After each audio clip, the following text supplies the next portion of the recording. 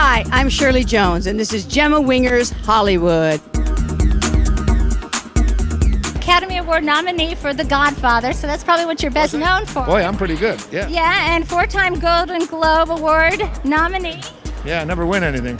Just like getting awards and no jobs. I'd rather get a job. They're going to give me a piece of glass. I know. can't eat You that eat glass. regular Oh, that way. nice. God bless. Thank you. God bless you. You take care. How about a kiss goodbye? Adios. Hello, I'm Martin Landau. Hi, I'm Florence Henderson, and you're watching Gemma Winger's Hollywood.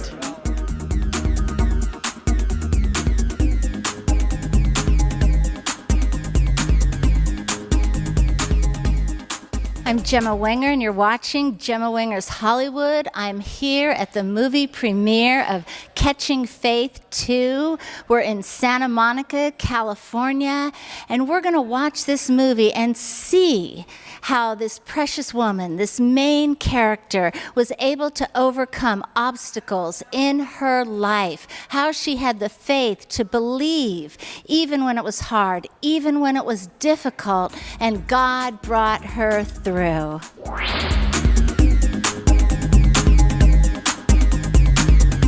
This is Sandra Flax, Dad, of Catching Faith 2. Sandra, thank you so much for being with us today. Thank you. It's my pleasure. How did this movie affect you? Well, when I auditioned for the role, I had a personal experience with dementia because my sister had passed away from dementia. And so I had no personal experience with this disease until that time. So when I did the role, it became personal, and I think that when you are researching for a character, this is my opinion, it helps to bring reality to the role when you've had a personal experience. Yeah. So it was just, it was a plum role for me. And I just thank John and Alexandria and Andrea for taking a chance on me, because I really enjoyed it. It was a wonderful experience for me. And what is the moral of this story, of the movie? Well, every family has some kind of conflict at their plate. You don't go through life without conflict, but there's always a way to work it out. There's always a way to go through that give and take, and finding a place of commonality, finding a place of can I say, not losing friendships, working it out, and finding the value and the appreciation in somebody else. And that's what, that whole family, they worked it out. It came together, albeit there's a little twist on the end. A little twist? Spoiler alert? There's a little twist on the end. But all in all, it worked out great. The family, there was resolution to the conflict. Yeah. Someone says that Hollywood likes happy endings. Are we going to get a happy ending? Yes, I believe you will. But there's a little comedic twist at the end. Yeah. And why is this movie called Catching Faith? Is faith something that you catch? Well, I don't know. I would say it like this, that when you see faith exhibited in someone else, there's influence there. So if you can say it, you gravitate to that influence. Somebody else has a deep walk with the Lord, and you recognize a profound faith being activated in that person's life. That's influence, and I don't know if I can say it. It rubs off on somebody else, and you learn from somebody else's walk. And I think that this is probably one of the points of the movie. Learning from each other, somebody else's trust walk with the Lord. So I think everybody's going to enjoy the movie. You sound like you have a relationship with the Lord. Oh, absolutely. I mean, I wouldn't want to go 24 hours without the Lord. I mean, I would be dog meat without the Lord. And like I said before, our life, no matter at what level our journey is with the Lord, it's a trust walk. It's a trust walk. From birth to grave, it's a trust walk. And I don't want to veer from that. I want to be right down the center with my trust walk with the Lord. So you've been walking by faith. Oh, yes. Oh, yes. That's the only way to do it. Yeah. Has he ever let you down? Not yet. Not yet. And I don't think he will. His word says, no, I ain't gonna let you down, old sand. I'm right here with you. Yeah. Oh, beautiful. Well, God bless you. Yeah, thank you. Stay tuned. We'll be right back for more of the premiere of Catching Faith 2. I'm here with John Cady Graham, the director, the producer of Catching Faith 2, and it's just so exciting to be here tonight. I'm excited to be here with you. She's an amazing interviewer. Oh, thank you. You're a doll.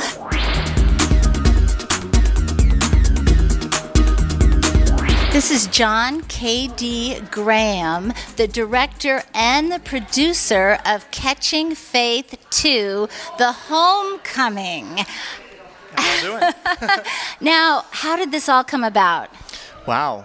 Well, Catching Faith 2 came about because we had made the first Catching Faith, and our distributor, RLJ Entertainment, expressed interest in a second one. And we were like, well, we have an idea for a second one. So our team got together, Alexandra Boylan and Andrea Polnazik, my other writers and producers, and we came up with Catching Faith 2. And essentially, it just brings the family 4 years into the future from where the last film was.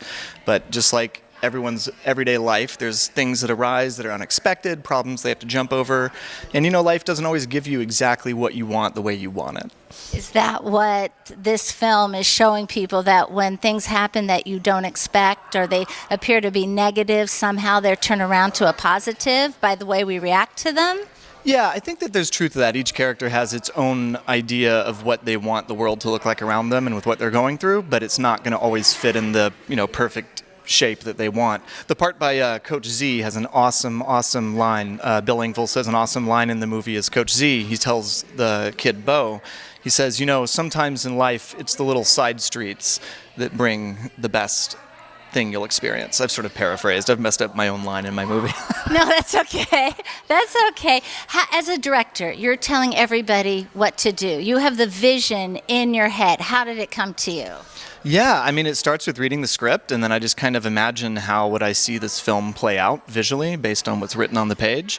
And I'm very collaborative, so my DP, Richard Galley, my editor, my producers Alexandra and Andrea, we all collaborate and talk about what my plan is. And sometimes I shift mine, and sometimes I'm like, no, this is what it's got to be. I know this is right. And then there's also times that, just like the characters in our movies, things don't always go the way we think they will on set, and you got to make new plans, So there are times where you're like, this just doesn't work. We have to scrap it and come up with something different. Yeah, there could be tons of reasons. It could be we're running out of time shooting, because each time you place the camera, it takes time. So we could be running out of time, or it could be that it starts raining, or it could be that the location doesn't look the way we, planned for the shots to come together.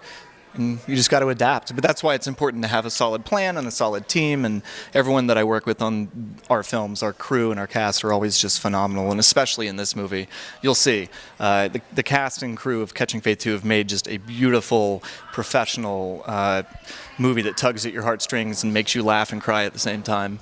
What is your background as far as acting, directing, producing? That's a great question. I've always kind of made movies as a kid, but I didn't know I was making movies. I thought we were just playing with action figures. Steven Spielberg, right? I just had cameras and action figures, and we would make stuff up and put those red window Legos we all used to have as a kid over the camera to make a red filter, but we didn't know what we were doing. We were just having fun, me and my friends.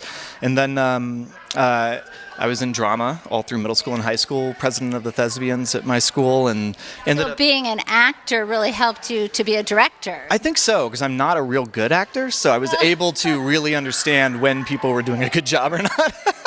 But yeah, no, I think it did. It gave me an idea of what it means to be an actor, what it feels like to be in the moment and in front of a camera or on stage. And like, kind of, my actors always tell me they like the way that I interact with them because I tend to have a gentle personality. And even if something's not the way I want, I don't scream and throw my hat on the ground. Like Actors are very sensitive. I'm pretty sensitive too, so I understand. I just pretend that I'm not sensitive. But no, the truth is on set, I'm so busy, I don't have time to be sensitive. Right. Well, let me ask you a question. What if you see an actor performing and it's not just what you want? How would you bring it out of them? Like even like an acting teacher or something. What would you say to them? What would you do? Not to close them up and cause them to kind of be introverted, but to develop to their highest potential. I think that really depends on the actor and your relationship with them. Like some actors want you to kind of walk them through the scenario of what the character's going through at that moment. Some actors just need you to give them some action words, like, I need you to pull this information out of them, like stuff like that. And then some actors just need you to be quiet and let them do another take. Exactly. So that's a sensitivity to what each person needs. Now, this is Mustardseed Entertainment and Catching Faith 2. It seems like there's a faith-based foundation to this movie. Yes. Alexandra and I started making faith-based films beginning with Catching Faith, and that involved Andrea Polnazik, who is Alexandra's sister. We brought her in as originally as a kind of a consultant because she's married to a pastor. They both grew up in a pastor's household, and she writes workbooks that are from Christian perspective to like help people find like a more beautiful life for themselves through their understanding of God and relationship with God and themselves, and sometimes with other people too. And so we brought her in as a consultant, and then she ended up writing with us, and it became a really great partnership that's turned into Catching Faith, and then Wish for Christmas, and then Catching Faith 2, and we just finished filming Switched, which is going to come out hopefully spring or summer, but we're still in the edit on it. Isn't this amazing that there's so many faith-based movies that are coming out that you never saw that before? It's true, and when we were first told about the idea of making faith-based, we had made a thriller called Home Sweet Home because we knew that horror thriller type things sell, and we were nobodies, so we're like, hey, let's make something people want. And then, so we had a meeting with who was our sales agent at the time, and kind of pitching him some other ideas, a ghost movie, a monster movie, and he was like, have you ever thought about making a faith-based film? Because he knew Alexandra's dad was a pastor. And we were like, no, why? Is that a thing? We didn't even really realize that there was a genre. And I think it's because it was becoming what it is now. And he was like, oh yeah, it'd be great. Let's just put some football in it and a family story. And so me and Alexandra and Andrea got together and figured out what it was, and it turned into a success, That's great. What do you want the audience to know about your movie? What do you want to tell them? I think that Catching Faith 2, the Catching Faith franchise in general, is about family finding their place with each other, finding how and when they can help each other, and through that discovering their relationship with God, which ultimately affects their relationships, and realizing that nothing is always the way you want it to be, and things are not always the way they seem. So from the outside, people might look perfect, but on the inside, everyone's got struggles and hopes and dreams and things they want fulfilled that may or may not happen. But ultimately, it's about people finding their way in their own life that will bring them happiness and also allow them to also bring grace and joy to other people too, even if it doesn't look the way they thought it should. Like our lead character, Bo, was literally just became a professional football player, gets injured, and suddenly he's dropped from the team. It's like his life's over. Coach Z offers him an opportunity, come coach with me, and he, as any kid, or probably I would, was like, psh, no. Why would I do that? I was up here, and now you want me down here. But through doing that, he discovers something new in himself, and then also in his ability to touch other people. Like in a moment of, what could be a hate-filled moment for people, he turns it into something that's beautiful for others. And the Lord works all things out for our good. Yeah, yes, I do believe that. It's not always easy to see it, and you may not always even see it in your lifetime, but I do believe that things can be worked for good in God's name, but I believe, to me, there's a partnership in it.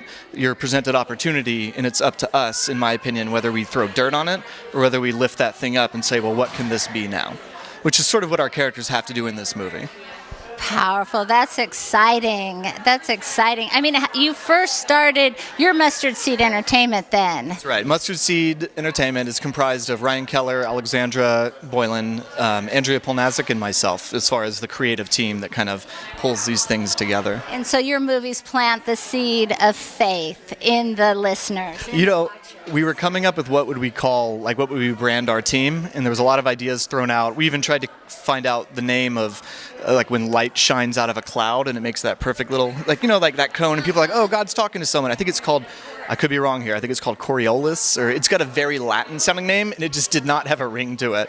And then we were like, what about Mustardseed? Because we're a little team. We have grown from nothing. We don't have real family that's in the industry. We don't have anyone that's just, fronting our bills to make it all happen. We've come from literally making movies in our parents' basements to making these movies. So it's like a mustard seed, obviously if you're a Christian or understand the idea of the mustard seed is from something small grows something great. Like that is the kingdom of heaven, Beautiful. And then how did you come up with the name Catching Faith 2? Are we like catching faith, or how does that work? Yeah, so that was an idea that I believe Ryan Keller came up with when we were trying to name the first movie. We had a working title for it called The Elijah Project, which is the workbook Andrea Polnazik made that matches the movie. And we were just like, we need something catchier, something that'll like sell. And we were just throwing around like faith and different stuff, and football's involved. And so somehow we came upon Catching Faith, and we're like, that's pretty good. It's pretty catchy. Yeah, it's catchy. The Santa Monica premiere of Catching Faith 2. We'll be right back. This is Lorena, and she is the star of the movie Catching Faith 2. She is an amazing actress. You're going to love this interview, so stay tuned and don't go away. Don't go away.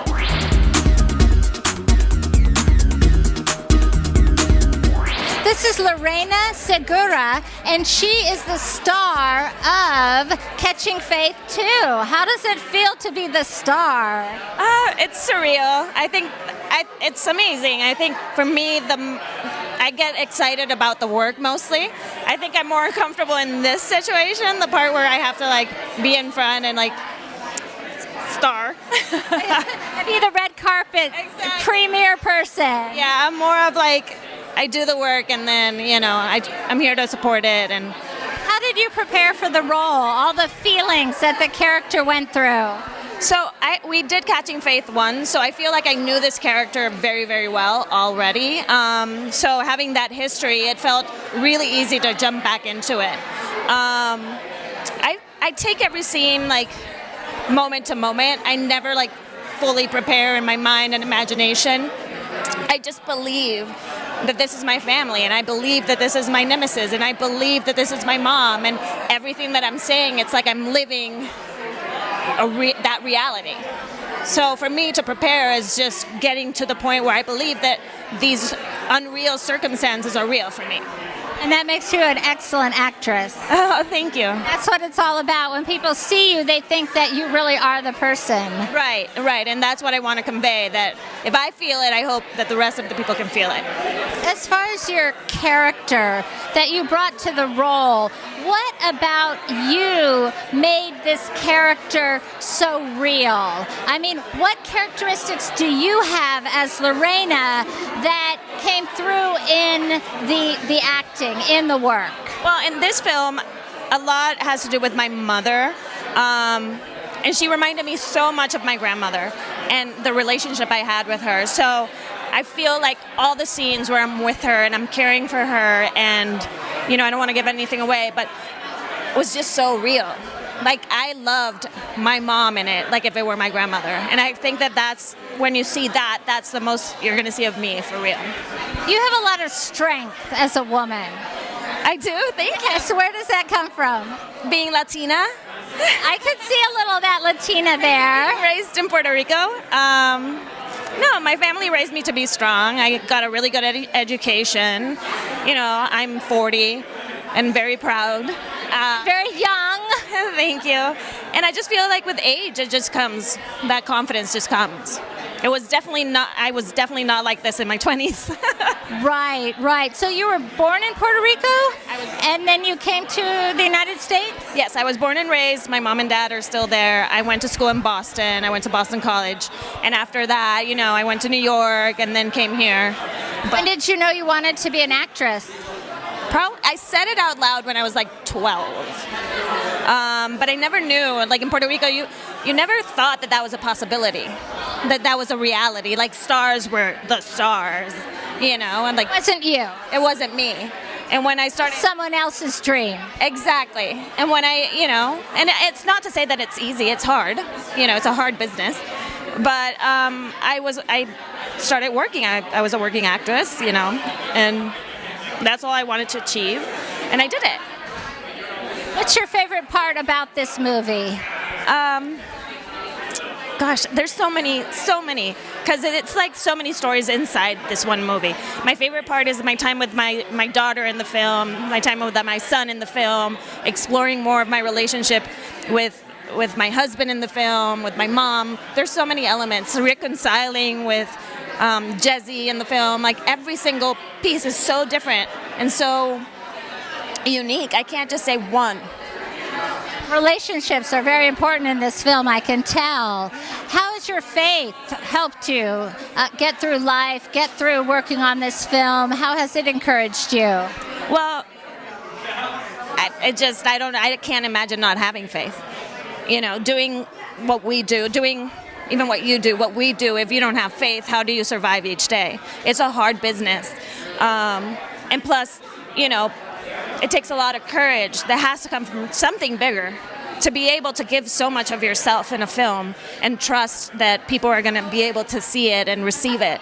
And I think that comes from something way higher than us. So, when did you first have a relationship with the Lord? I was raised Catholic, so since I can remember, since I was little, we would go to church, but a strong relationship independent of church or any denomination. For me, it became like when I was 27, I had a really hard time, just personally, and I really had to give everything to my God. I started to reach out and build a relationship because I needed to get better, and I did. So that difficult time is really what pushed you into the arms of God. Oh, definitely. I didn't realize how much I took God for granted until I really needed Him, and I don't anymore. I wake up and I'm so thankful and grateful every morning. When people walk out of the movie theater after seeing you in the lead role, what do you want them to think? What do you want them to say? What do you want them to take away from this movie? The one thing. There's a lot of comedy in it. I think don't take life too seriously. Enjoy every single moment. You'll see Alexa struggling to do that, struggling to stay in the moment one day at a time. I think towards the end, through laughter, that's what I want people to get. Life is short. Have fun. Have faith. Laugh. Here we are on the red carpet of the premiere of Catching Faith 2. What a great title. I need to catch a little faith through the trials, through the tribulations, through the waiting, through the persevering. When things don't go right, God is there with you, working it all out for your good. I'm Shane McCammett, and you're watching Gemma Wenger's Hollywood.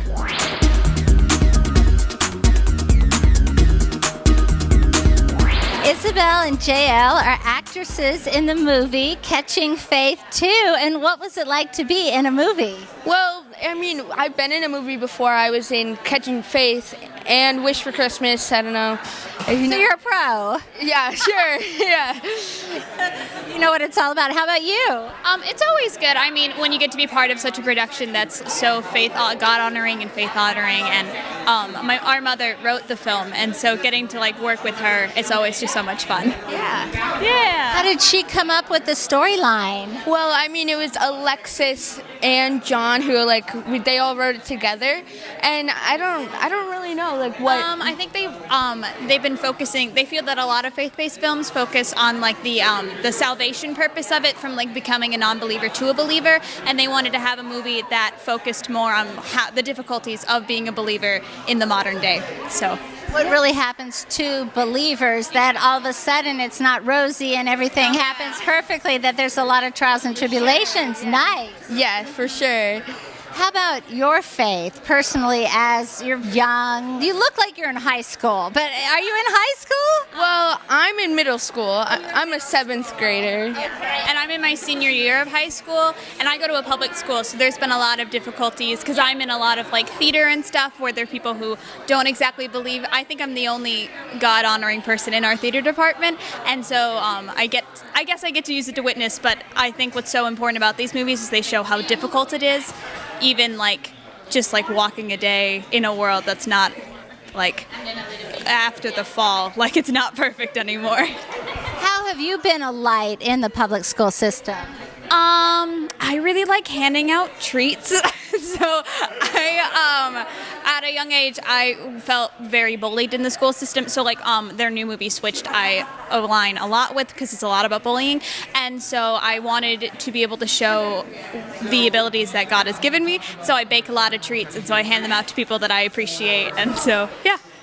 Nice. I mean, what would you say to Christian parents who are thinking about sending their children to a private school or a public school? How have you maintained your faith and your integrity in a public school? Yeah, I went to private school up till 2nd grade, and so it was, but we made the switch for financial reasons, and so I think I have a lot of amazing memories from private school and public school.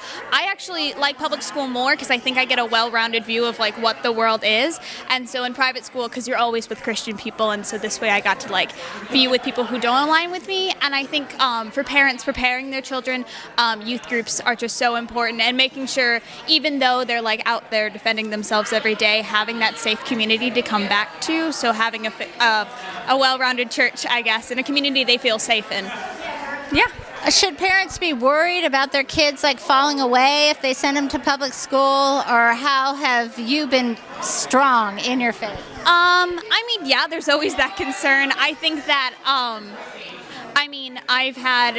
of course I've stumbled, because I think everybody stumbles. Also, it can help, if you're in a public school, you can, bring the light of God to other people in the school, and, even bring them to your church or your youth group, and that could be very nice. Yeah. Wonderful. What's your favorite part of being in an acting family or a producing family? Well, that's really hard, because there's, so many things, and it's nice to know that not everybody can do it, but that God gave us the opportunity to do it. Yeah. Well, I think as somebody, so I'm considering going out into this field and being in Hollywood and all that stuff, and so it's really nice to have those connections. But I think I just feel so blessed that I get to be here at 17 years old and be on red carpets and experience all these amazing things. And so the parties are also fun, but we meet so many amazing people, and everybody here is so amazing, and it's super fun. Catching Faith 2. So honored to be here at the premiere in Santa Monica, California. You're not going to want to miss this movie. Thank you for watching Gemma Winger's Hollywood, and I'm Gemma Wenger.